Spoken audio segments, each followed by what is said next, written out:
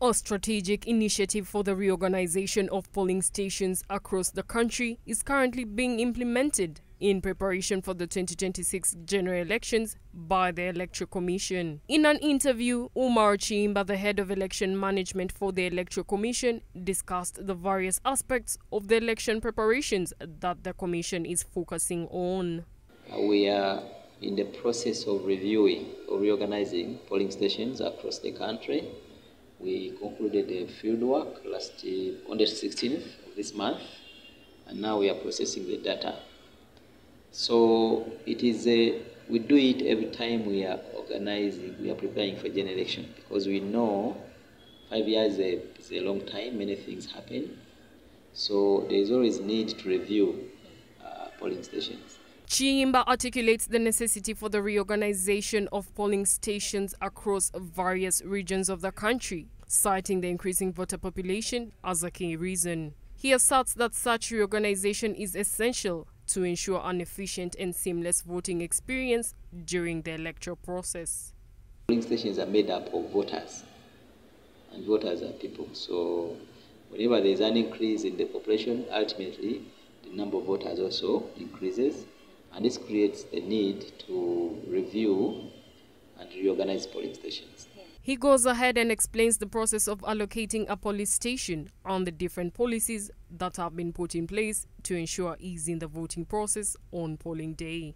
For polling stations within urban areas, we have set 1,200 voters as an optimum number.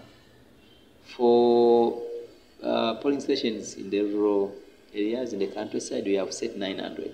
So if a polling station has more than 900, then that qualifies for splitting. We shall split it into two, so that one, we have a manageable number of voters on polling day. We don't want voters to suffer so much on polling day with long queues, so we split. He mentions that the demarcation of electoral areas is done by the Electoral Commission with the help of the community, and that community plays a big role, thus urging locals to engage in the exercise. We don't expect to have a polling station near bars where people drink alcohol, we don't expect to have a polling station in crowded places, a market, because again, you want very few disruption during voting. Yes. So you must look for an appropriate location for a polling station. But this responsibility belongs to the community. Chiyimba also alluded to the fact that people with disabilities are also being considered so as to ensure inclusivity for all voters. Of course, we have different forms of disabilities. We have the blind, we have the deaf, So even going back to our polling stations, when we are identifying polling locations, we want to have those that are accessible. We cannot have a polling station on a terrace without a rail or something like that. So we look at all this, that yes, this venue is appropriate and is accessible to all people, including people with disabilities. But also during polling, we allow these the people, for example, if someone is blind, they can have a helper.